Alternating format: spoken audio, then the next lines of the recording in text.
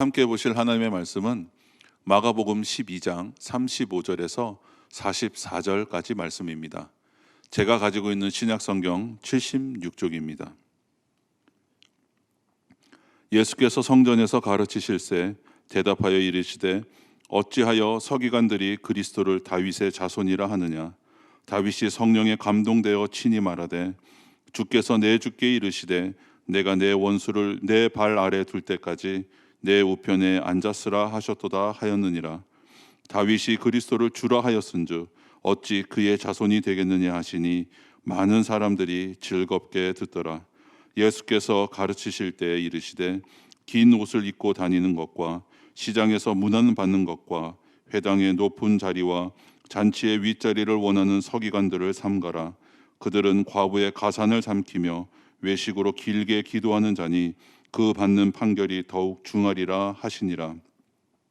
예수께서 헌금함에 대하여 앉으사 무리가 어떻게 헌금함에 돈 넣는가를 보실새 여러 부자는 많이 넣는데 한 가난한 과부는 와서 두 렙돈 곧 한 고드란트를 넣는지라. 예수께서 제자들을 불러다가 이르시되 내가 진실로 너희에게 이르노니 이 가난한 과부는 헌금함에 넣는 모든 사람보다 많이 넣었도다. 그들은 다 풍족한 중에서 넣었거니와 이 과부는 그 가난한 중에서 자기의 모든 소유 곧 생활비 전부를 넣었느니라 하시니라. 아멘. 오늘 본문은 크게 두 개의 단락으로 나누어서 살펴볼 수 있습니다. 첫 번째 단락은 35절에서 37절까지 말씀으로 다윗의 아들에 대한 질문과 두 번째 단락은 38절로부터 44절까지 서기관과 과부에 대한 이야기입니다. 먼저 첫 번째 단락을 함께 살펴보시면 35절을 시작하시면서 예수님은 성전에서 질문을 하십니다. 그 예수님의 질문은 메시아의 다윗의 혈통과 관련된 질문입니다. 왜 예수님은 이렇게 질문을 먼저 시작하셨을까요? 당시 유대인들은 메시아가 다윗의 자손이 되리라는 생각을 가지고 있었기 때문입니다. 그 기반은 사무엘하 7장에 보면 다윗의 약속 때문입니다. 그렇기에 구약에서 메시아적 약속들은 메시아를 다윗의 가지 또 이새의 줄기에서 나온 가지로 언급하고 있습니다. 이러한 의미 가운데 예수님은 서기관들이 어떤 의미에서 메시아가 다윗의 자손이라고 말하는가를 물어보고 계시는 것입니다. 이렇게 물어보신 후에 예수님은 대답을 기다리지 않으시고 대신에 수수께끼 하나를 내고 계십니다. 바로 36절에 있는 말씀입니다. 먼저 예수님은 다윗이 성령에 감동되었다라는 말을 통해서 이어지는 말씀이 바로 신적으로 영감된다라는 것을 우리에게 가르쳐주고 계십니다.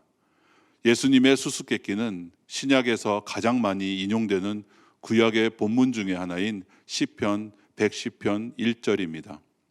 여기에서도 보시면 주께서 내 주께 이르시되라는 이 말씀을 하고 있는데 그 말씀의 의미는 하나님께서 다윗의 그리스도께 이르시되라고 많은 성경학자들이 해석하고 있습니다. 당시의 유대들은 그리스도, 즉 메시아를 기다렸습니다.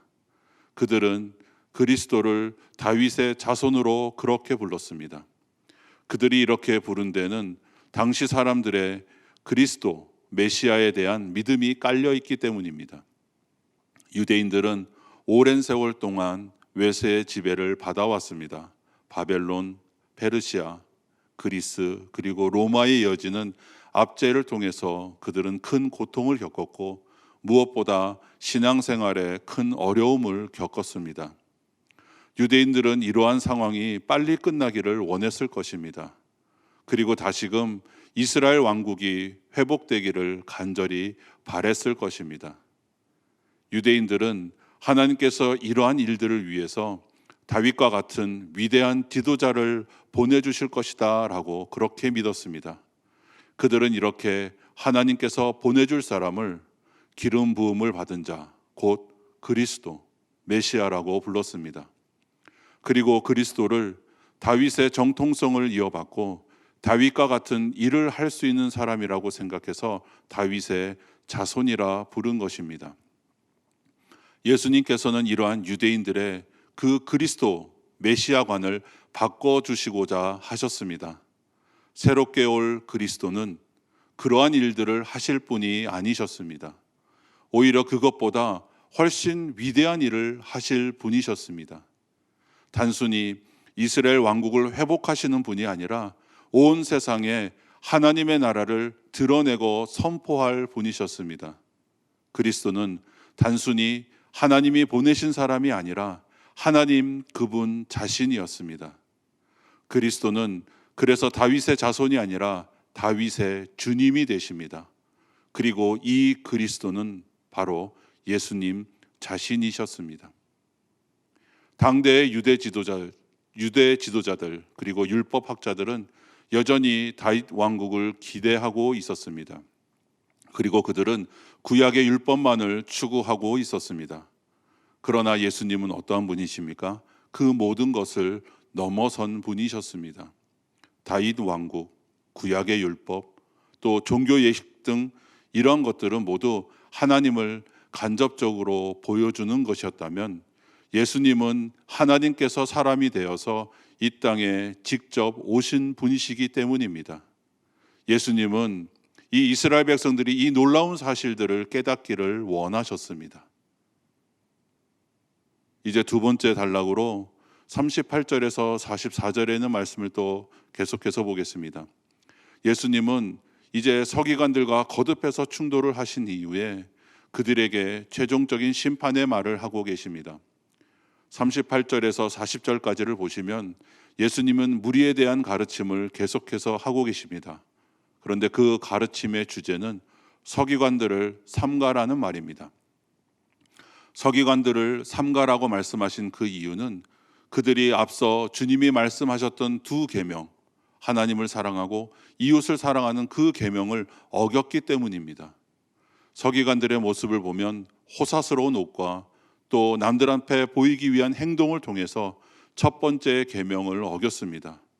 서기관들은 자신의 거만함과 잘못된 경건으로 인해서 그들은 시장에서 주목받기를 원했고요.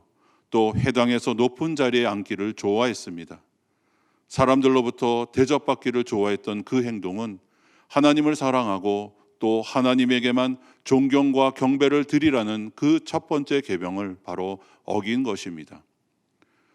예수님은 또 서기관들이 둘째 계명도 역시 어겼다라고 40절을 통해서 하나님의 또 하나의 죄를 그들에게 묻고 계십니다. 그것은 과부들에 대한 태도입니다. 과부들에 대한 서기관들의 태도는 그들이 이웃을 자신처럼 사랑하지 않는 것을 분명하게 보여주고 있습니다. 그래서 과부의 가산을 삼키며 라는 말씀은 서기관들이 어떻게 해서든 연약하고 궁핍한 과부들을 경제적으로 이용하고 있었다는 것을 분명하게 우리에게 가르쳐주고 있는 말씀입니다. 그러기에 40절 하반절에 예수님은 이렇게 말씀하십니다. 그 받는 판결이 더욱 중하리라 라고 말씀하고 있습니다. 그리고 마지막에 있는 단락인 예수님은 41절에서 44절을 통해서 서기관들과는 대조적인 한 과부를 통해 가르침을 우리에게 주십니다. 예수님께서 성전에서 가르침을 마치신 후에 헌금함에 대하여 앉고 계시고 무리들이 헌금함에 돈 넣는 것을 지켜보고 계셨습니다. 이곳은 아마도 성전 안에 여인의 뜰이라고 불리는 곳이었을 것입니다. 이 지역에는 성전에 예배드리러 오는 자들이 성전세를 낼 수 있도록 총 13개의 헌금함이 있었는데 7개의 성전세를 위한 것, 그리고 자유롭게 봉헌할 수 있도록 6개의 함이 있었다고 성경학자들은 말합니다. 예수님께서는 이 여인의 뜰에서 잘 보이는 곳에 앉아서 사람들이 헌금함에 헌금하는 장면을 지켜보셨습니다. 여러 부자들이 많은 돈을 넣기 시작합니다. 당시의 헌금은 동전으로 하였기 때문에 동전 소리에 따라서 얼마의 돈을 넣는지 대충 짐작할 수 있었다고 합니다. 부자들은 자신의 헌금을 아마도 자랑하는 자세로 헌금함에 돈을 넣었을 것입니다. 그런데 한 가난한 과부는 와서 2렙돈, 곧 한 고드란트를 넣었습니다. 렙돈과 고드란트는 아주 가장 작은 소에게 동전입니다. 아주 작은 돈을 넣었다라는 표현을 하고 있는 것입니다. 그런데 이 광경을 지켜보신 예수님께서 43절과 44절 말씀을 통해서 제자들에게 본보기로 삼으셨습니다.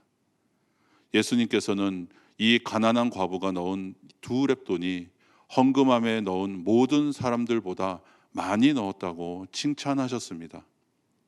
아마도 물론 돈의 액수로 따지면 이 가난한 과부의 2렙돈은 가장 많은 돈이 아니었을 것입니다. 당연히 부자들이 넣은 돈이 훨씬 더 많았겠죠. 그런데도 예수님께서는 이 가난한 과부가 넣은 2렙돈이 다른 모든 사람들이 넣은 것보다 더 많이 넣었다고 그렇게 말씀하고 계십니다. 그렇다면 왜 예수님께서 이렇게 말씀하실까요? 44절을 다시 보시면 부자들과 다른 사람들은 다 그 풍족한 중에 일부를 넣었다라고 말하고 있습니다. 그러나 이 과부는 어떻습니까? 그 가난한 중에서 생활비 전부를 넣었습니다. 돈의 액수로 본다면 다른 사람들과 비교도 안 되겠지만 내용적으로 본다면 이 가난한 과부의 2렙돈이 가장 많다는 것입니다. 예수님의 눈에는 가난한 과부는 다른 모든 사람들보다, 심지어 많은 헌금을 한 부자들보다도 더 많이 넣은 사람으로 보였던 것입니다. 비록 그녀가 드린 예물은 금전적인 가치로 보면 가장 작은 것이었지만 희생적인 관점에서 보면 가장 큰 것이었습니다.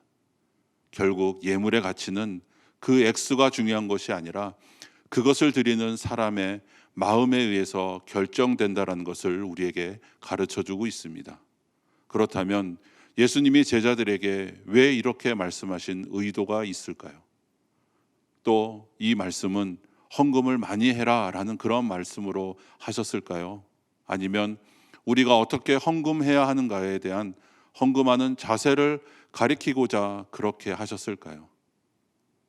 우리가 오늘 본문의 말씀의 의미를 바르게 이해하기 위해서는 이 말씀이 어떠한 상황 가운데서 주어지고 있는가에 대한 것을 꼭 생각해야 합니다. 이 과부의 헌금을 드린 이 사건은 예수님께서 성전에서 가르치심을 마치신 후에 일어난 일입니다. 그리고 서기관들의 위선과 외식을 조심하라고 하신 후에 주어지는 말씀입니다. 그러므로 예수님께서는 이 사건을 통해서 의도적으로 제자들에게 말씀하시고자 하는 것이 있었다라는 겁니다. 그 예수님이 말씀하시고자 하는 것은 바로 하나님은 어떠한 분이신지를 알게 해주시고자 함입니다.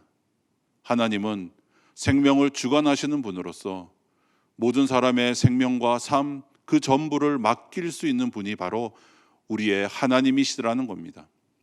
가난한 과부의 믿음은 자신의 생명과 삶 전부를 맡길 수 있는 분이시라는 그 믿음을 가지고 있었습니다. 그렇기에 그녀는 자신의 생활비 전부를 하나님 앞에 드릴 수 있었던 것입니다. 그러므로 가난한 과부의 헌금은 하나님을 믿는 믿음으로 한 것입니다. 하나님을 전적으로 신뢰하고 의존하고 믿기에 가능했던 것입니다. 그 과부가 한 헌금은 그래서 다른 부자들이 한 헌금과는 비교가 되지 않는 가장 가치가 큰 것을 지닌 것으로 예수님께서 말씀하셨던 것입니다. 그리고 예수님께서는 이 가난한 과부의 헌신을 통해서 제자들이 어떻게 하나님 앞에 헌신해야 하는가를 말씀하고자 하셨던 것입니다. 바로 그것은 우리가 예수님께서 계명을 말씀하셨던 것처럼 마음을 다하고 힘을 다하고 뜻을 다하여 하나님을 사랑하는 것입니다. 이 과부는 다른 사람들로부터 인정받기 위해서 헌금한 것이 아니라는 것입니다. 하나님을 사랑하고 그래서 하나님에 대한 믿음으로 생활비 전부를 헌금하였습니다.